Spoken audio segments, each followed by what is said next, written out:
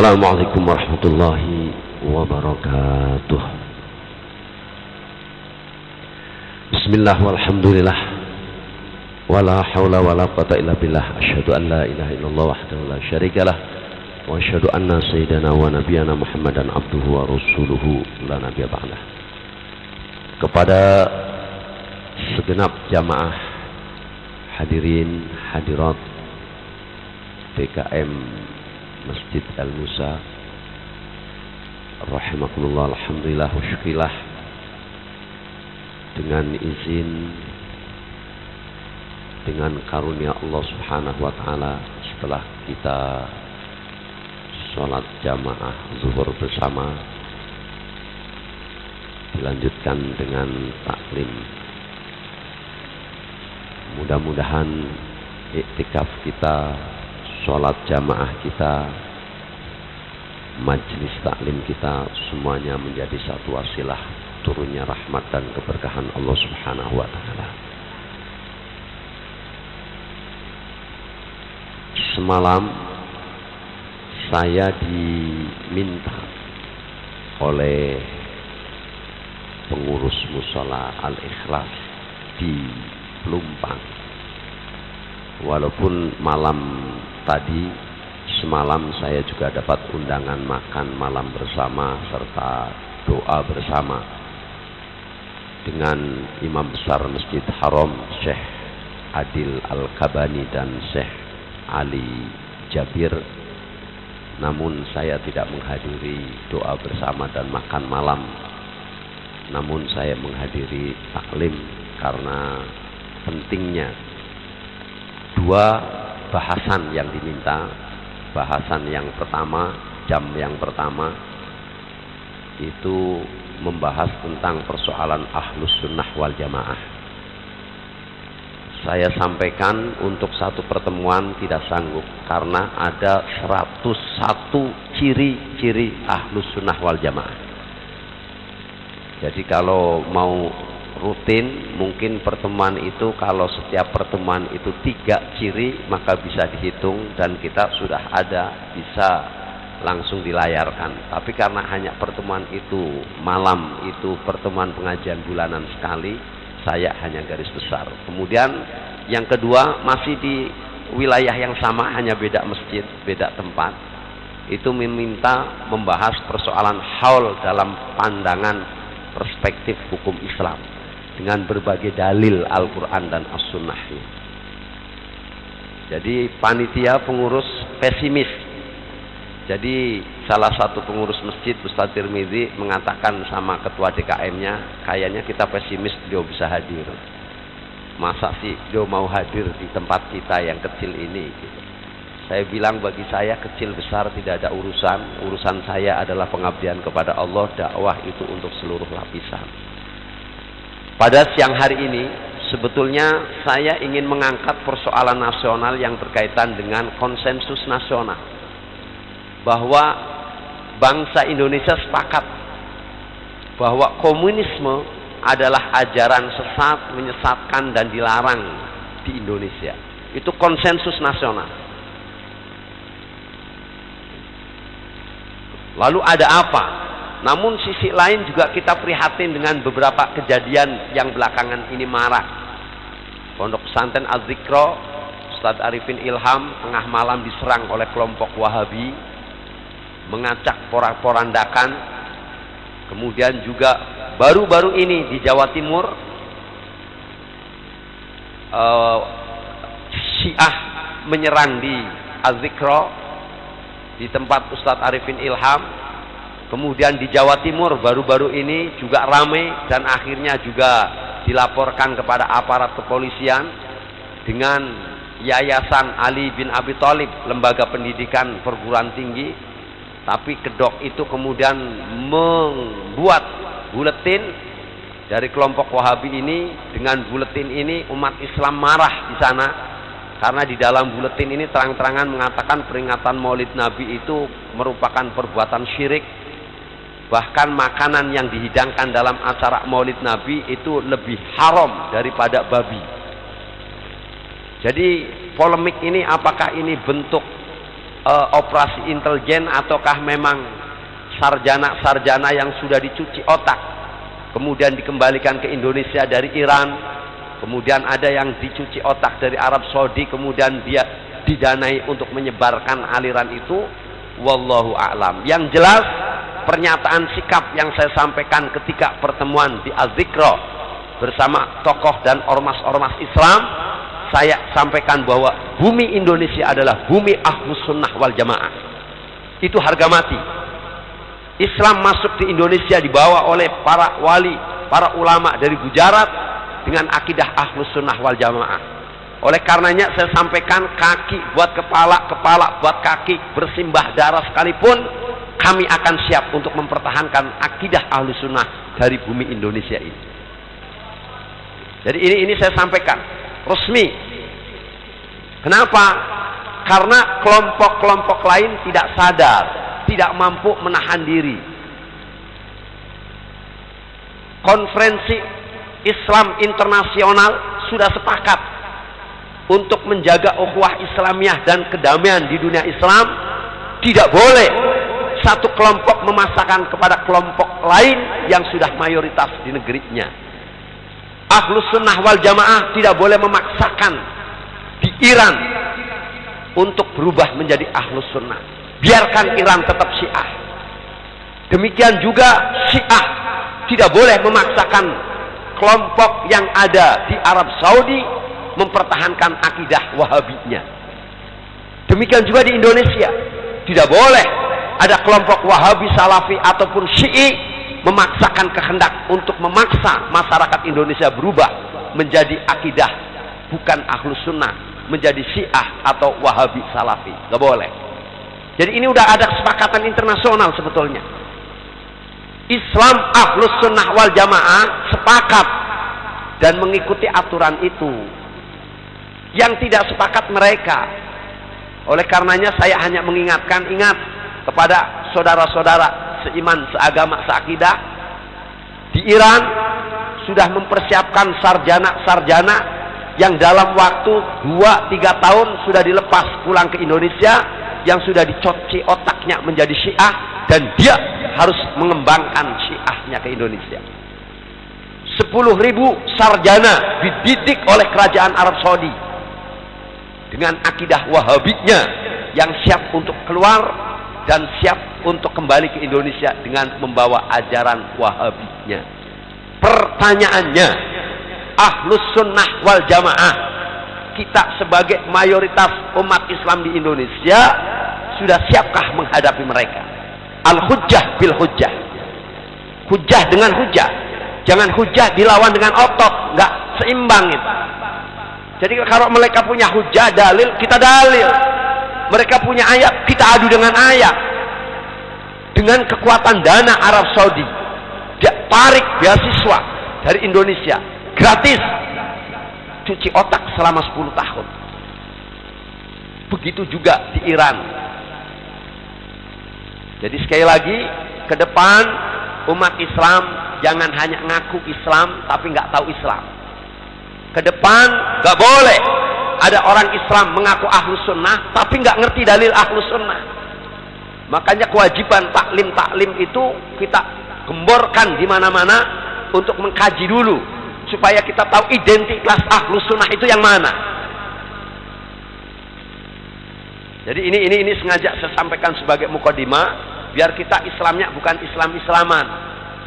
Sebab kemarin dalam konferensi umat Islam yang diadakan di Jogja, kiai-kiai juga tertipu.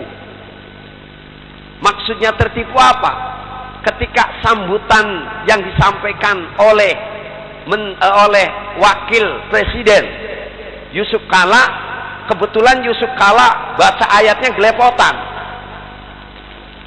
diketawain, disorakin, mukadimahnya kacau. Alhamdulillahirabbil alamin wa ala alihi wa sahbihi ajmain. Masa Allah punya anak, punya keluarga? Ini kan kacau. Tapi begitu sambutan Jokowi yang sudah dihafalkan teksnya, dibuatkan oleh timnya dengan fasih, semuanya pun gemuruh. Ternyata Jokowi lebih Islam daripada Yusuf Kala. Jadi casingnya itu mereka sudah tertipu. Jadi Jokowi alhamdulillah begitu amma ba'd fasih betul. Padahal nggak ngerti bahwa itu ngapalin seminggu. Jadi jangan terkena oleh casing. Oleh karenanya saya akan mengingatkan kembali kepada kesepakatan. Kita nggak akan bahas persoalan Wahabi kepada Syiah, waktunya masalahnya. Dan saya juga tidak akan membahas persoalan ciri-ciri Ahlus Sunnah wal Jamaah. Jadi kalau kita slide-nya kita buka, ciri-ciri Ahlus Sunnah akan tampil itu 101 ciri Ahlus Sunnah. Kalau kita sudah tahu, kita nggak akan tersesat, nggak akan terjebak. Ada orang ngomong itu, oh itu bukan Ahlus Sunnah. Karena cirinya sudah ketahuan. Nah ini kelemahan kita, tidak mengkaji. Oleh karenanya kita persoalan ini konsensus, yang sepakat mau Syiah, Wahabi, Ahlus Sunnah, pokoknya mengatasnamakan Islam di Indonesia, bahkan mengatasnamakan sebagai bangsa Indonesia, sepakat bahwa komunisme adalah ajaran sesat dan tidak boleh ada di Indonesia. Kenapa? Karena itu sudah menjadi kesepakatan sejak peristiwa G30 SPKI berdasarkan landasan ketuhanan yang Maha Esa. Saya hanya mengingatkan sekali lagi, dalam program debat Capres-Cawapres yang ditayangkan oleh seluruh TV, kebetulan Al-Fakir melihatnya di TV One. Ketika itu Jokowi mengatakan, jika saya terpilih menjadi presiden nanti, saya akan melakukan revolusi mental. Wah, ini peserta debat, pengunjung tepuk tangan. Hebat ini Jokowi. Revolusi mental. Saudara, ternyata istilah revolusi mental adalah teori Karl Marx yang merupakan ideologi komunis. Dan Jorgan PKI tahun 60-65. Lalu apa yang dimaksud dengan revolusi mental? Ingat, revolusi mental bukan revolusi akhlak. Mental bukan akhlak. Ada kajian sendiri. Dalam Islam, kenapa Rasulullah mengatakan innama bu'istu li utammima makarimal akhlak? Karena akhlak di atas hukum. Akhlak di atas hukum. Dan akhlak kamil syamil. Dalam seluruh kehidupan ada akhlak. Itu juga bukan kajian pada siang hari ini. Kita kajiannya fokus revolusi mental. Sekali lagi, revolusi mental intinya membebaskan manusia dari agama. Artinya nilai-nilai agama tidak boleh ada dalam berbangsa, bernegara, berpolitik maupun bersosial budaya. Pisahkan. Kenapa? Karena menurut Karl Marx, agama adalah belenggu penjajahan Tuhan terhadap manusia. Maka harus dibebaskan manusia dari ajaran Tuhan. Itu inti teori yang disampaikan oleh Karl Marx dalam ideologi komunisnya. Revolusi mental, sekali lagi, singkatnya membebaskan manusia dari nilai-nilai agama. Kemudian kita lihat sekarang, realitas sekarang, banyak anggota dewan juga teriak, kita dukung revolusi mental. Sampai lurah ikut-ikutan. Mari kita wujudkan revolusi mental. Saya bingung, apakah ketika Jokowi menyatakan bahwa kami akan melakukan revolusi mental, dia nggak ngerti bahwa revolusi mental merupakan ideologi komunis? Saya nggak paham. Apa Jokowi ngerti atau enggak? Atau karena kebodohannya? Mudah-mudahan karena bodoh. Kalau dia tahu bahwa itu adalah ideologi komunis, artinya dia akan menanamkan kembali, menghidupkan komunisme. Mohon maaf, saya tidak menuduh Jokowi komunis. Tapi saya hanya mengatakan Jokowi membawa misi komunis. Saya sampaikan ini, saudara, ketika saya ceramah yang terakhir di Patra Jasa, banyak yang hadir ribuan, bahkan kalangan TNI Polri itu juga hadir. Bahkan yang terakhir ketika saya ceramah kemarin Maulid Nabi di Tegal setengah bulan yang lalu, 10.000 kurang lebih yang hadir, dan itu ternyata 1 batalion juga diturunkan. Saya unjuk-unjuk itu tentara, Anda punya kewajiban untuk persoalan PKI. Saya sampaikan transparasi. Kolonel infanteri komandannya setelah selesai dia pelukan, dia bilang, saya dukung Kiai terus, PKI mesti harus kita lawan. Kalau Jokowi PKI ya kita lawan, kata komandannya. Kami berbicara realitas, saudara. Realitanya mari kita lihat. Jokowi mengangkat menteri, menteri mesti harus ngikutin dong dengan presiden yang ngangkat. Otaknya presiden ditaruh di otaknya menteri, kan begitu kepanjangan tangan. Kita lihat larangan doa di sekolah-sekolah yang dilontarkan oleh Mendiknas Anies Baswedan, yang sempat membuat marah Ustadz Yusuf Mansur, sosok ustadz yang lembut, yang gak pernah ngurusin politik, gak pernah ngurusin pemerintahan, tiba-tiba marah ketika Anies Baswedan mengeluarkan norma aturan yang akan diterapkan, yaitu larangan doa di sekolah-sekolah. Saudara, ad-doa mukhul ibadah, ad-doa silahul mu'minin. Doa adalah sumsum otaknya ibadah. Doa senjata bagi orang mukmin. Akan jadi apa ini negeri kalau di sekolah-sekolah dilarang untuk berdoa? Artinya sudah mulai ditanamkan di sekolah nggak boleh ada nilai agama. Ini realitas, saudara. Ini bukan fitnah. Yang kedua, Menteri BUMN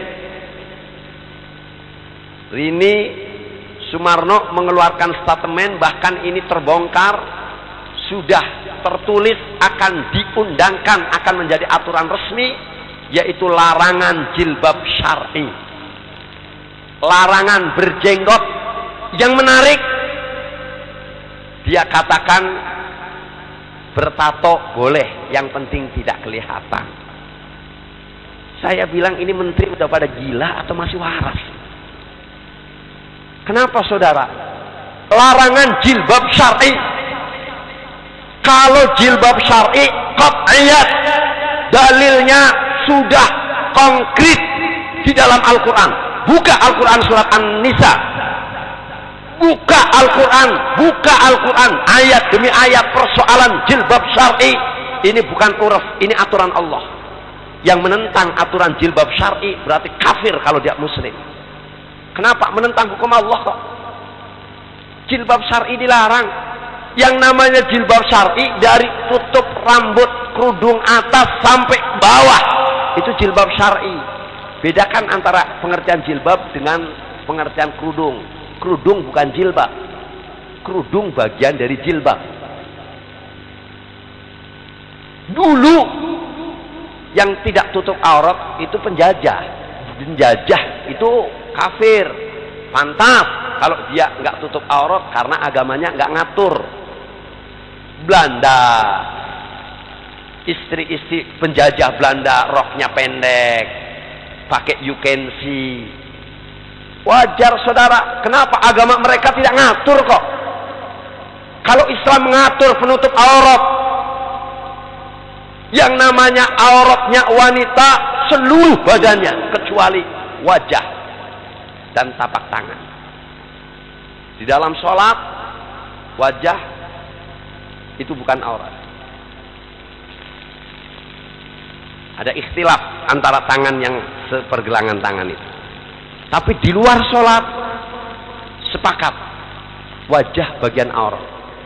Makanya di negara-negara Islam yang menerapkan syariat Islam full seperti Yaman, kita kalau keluar ketemu sama wanita, itu jenisnya cuma satu wanita, hitam sama putih, itu kelihatan matanya doang. Jadi matanya hitam sama putihnya kelihatan, karena kan pakai cadar, sehingga pintu maksiat tertutup rapat, pintu perzinahan tertutup rapat, saudara. Kalau di Indonesia, masya Allah, dosa nggak usah dicari, datang sendiri. Jadi nyari dosa nggak susah di Indonesia. Nyari pahala malah lebih susah. Jadi dulu yang buka aurat itu orang Belanda, penjajah. Penjajahnya diusir, orangnya pulang ke Belanda. Celananya, kolornya ketinggalan di Cilandak. Dipakai sama istrinya bapak-bapak. Dipakai anak perempuannya bapak-bapak. Penjajahnya kita usir. Cuma pakaiannya ketinggalan. Akhirnya dipakai. Macam-macam dengan gaya-gaya trendy, mengatakan modern, modis. Dulu saya ingat itu pakaian sebetulnya yang pakai engkong saya, kakek saya kalau ke sawah mau nyangkul. Dipakai sama anak gadis sekarang namanya kulot katanya. Iya, itu yang di bawah lutut ya. Namanya orang bilang celana apa itu? Perempuan itu Hawaii. Nah, Hawaii. Modern katanya. Aurat ke bawahnya kelihatan. Cuma di bawah lutut. Di bawah lututnya tetap aurat. Hawaii. Ada lagi yang di atas lutut. Itu bukan celana Hawaii namanya. Celana wahai. Ada lagi yang parah. Mepet banget itu. Itu bukan Hawaii, bukan wahai. Tapi celana aduhai katanya. Ini maksiat di sepanjang jalan, saudara. Inilah kenapa di Indonesia perzinaan setiap saat. Karena tidak menormalkan. Ini mau dilarang. Jilbab syar'i dilarang. Berjenggot mau dilarang, saudara. Ini bukan mau, sudah mulai dilakukan. Mulai dilaksanakan ini aturan. Saya sampaikan, saudara. Kenapa saya sampaikan itu? Ketika saya ceramah di kantor pusat Damri. Setelah saya ceramah, persis materinya ini, saya turun, datang. Deketin. Assalamualaikum, waalaikumsalam. Apaan ya Ustaz? Ada apa? Apa yang antum sampaikan benar semua. Maksudnya itu sudah dilakukan, itu sudah diterapkan. Anak tanya, antum siapa? Saya karyawan di Bank Indonesia. Saya karyawan teladan, pegawai teladan di Bank Indonesia. Dia jenggotnya banyak, cakep. Saya baru seminggu yang lalu dipanggil sama direktur. Saya disuruh itu jenggot saya dipotong. Saya tanya, kenapa? Karena aturan Menteri BUMN harus potong. Nggak boleh pelihara jenggot. Saya ribut sama saya punya direktur. Saya katakan kalau saya harus potong saya punya jenggot, lebih baik saya keluar dari Bank Indonesia. Saya dengerin ini. Loh, ente mendingan keluar. Oh iya, ini kan sunnah Nabi. Ada apa kita menjalankan sunnah kok dilarang? Terus dan saya sampaikan sama saya punya direktur, Pak, biar saya berjenggot, saya teladan. Saya terbaik kok. Yang nggak punya jenggot nggak teladan. Artinya dengan jenggot tidak menghambat orang untuk menjadi orang terbaik. Direkturnya mikir, pusing akhirnya, ya sudah nggak apa-apa, pelihara aja jenggot. Bagus, lawan terus, saya bilang begitu. Pelihara jenggot sunnah.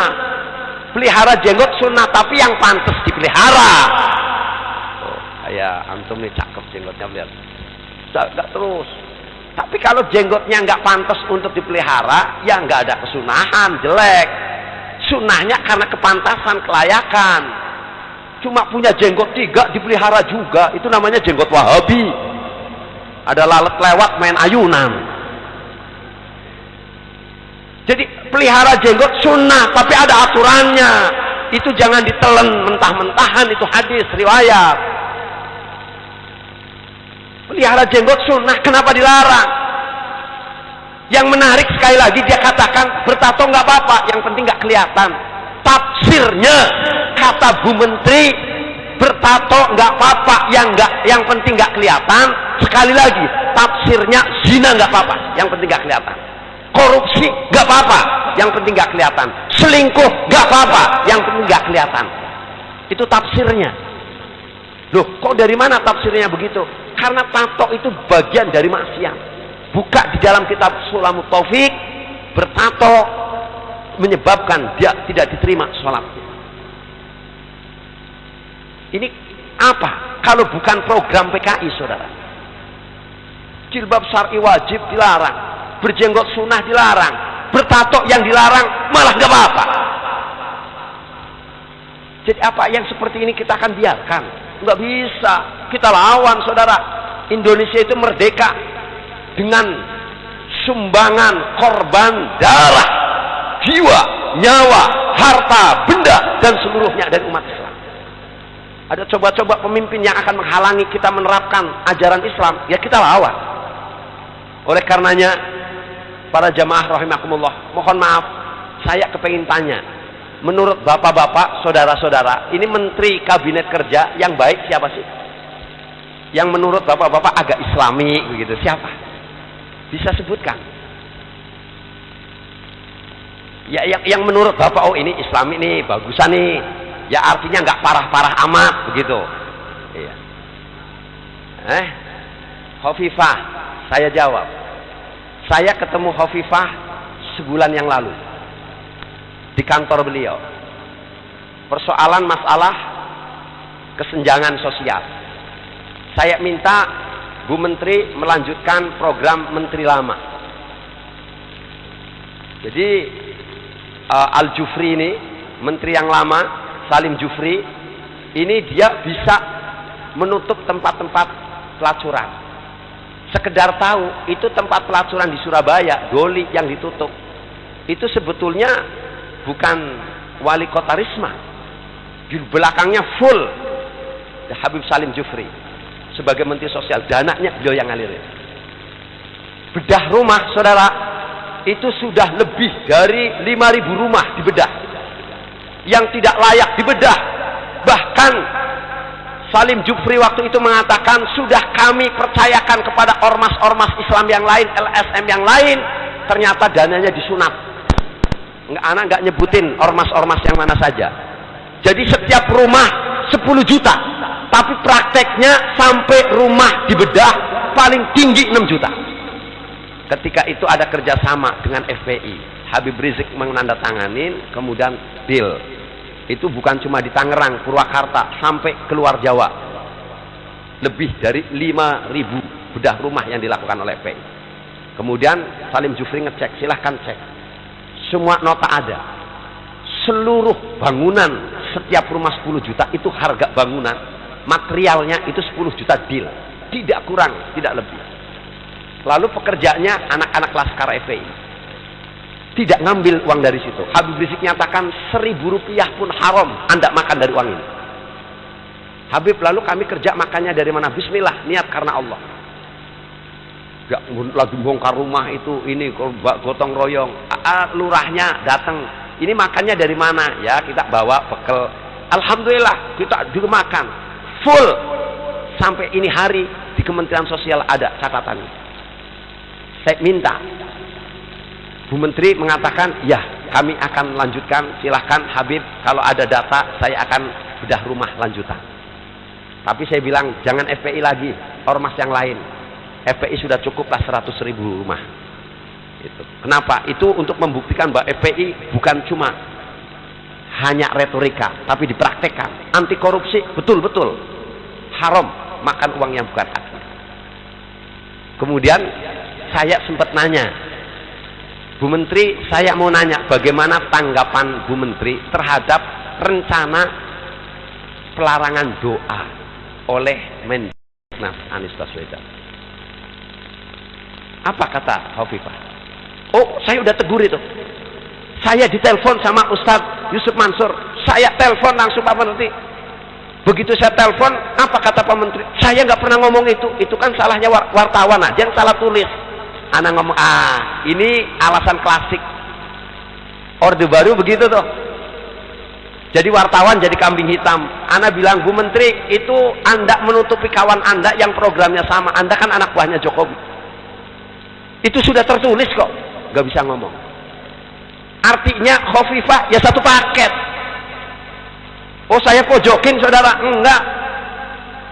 Ana ingin membuktikan apa dia fair nggak jawabannya. Nutup sesama menteri. Wartawan yang disalahin. Kalau betul wartawan salah tulis, salah pemberitaan, punya hak jawab itu.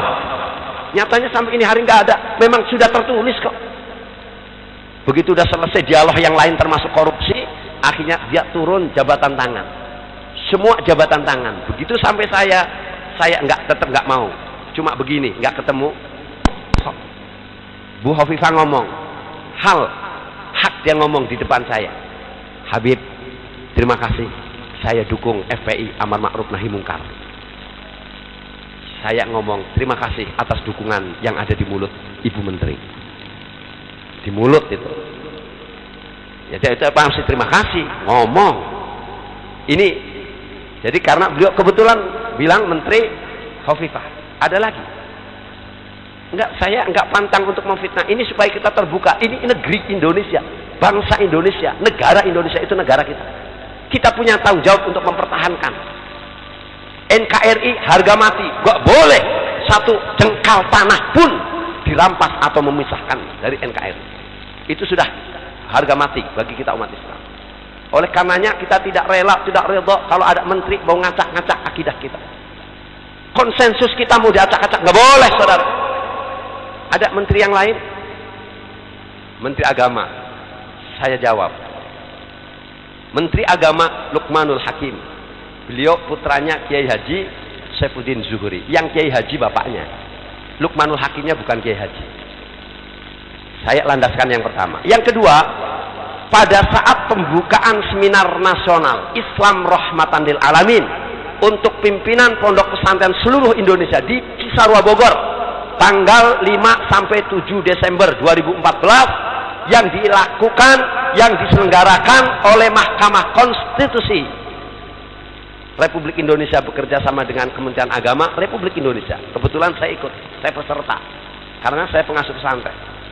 Di dalam sambutannya Menteri Agama Luqmanul Hakim mengatakan, perhatikan, saya bukan Menteri Agama Islam, saya adalah Menteri seluruh agama. Oleh karenanya umat Islam gak boleh marah kalau saya ikut Natal bersama. Kalau ada hari raya Nyepi, saya ikut hari raya Nyepi, gak boleh marah karena saya menteri semua agama. Ini saya gak jadi persoalan, ini liberal dah. Ini akidah liberal. Anak gak ambil pusing saudara. Tapi ketika dalam sambutan beliau mengatakan ketika saya bertugas di Jayawijaya. Jayawijaya tahu kan ya bapak-bapak ya? Jayawijaya itu Cilandak ke kiri sedikit.